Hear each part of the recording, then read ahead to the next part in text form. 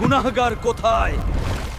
হে আল্লাহ, তাদের দ্রুত আমার পেটে পাঠিয়ে দিন। কিয়ামতের দিন ফারিস্তারা ৭৭,০০০ শিকল দিয়ে জাহান্নামকে টেনে নিয়ে আসবে। তখন জাহান্নাম বলবে, হে আল্লাহ, তাদের দ্রুত আমার পেটে পাঠিয়ে দিন। এরপর আল্লাহ বলবেন, জাহান্নাম একটু থামো।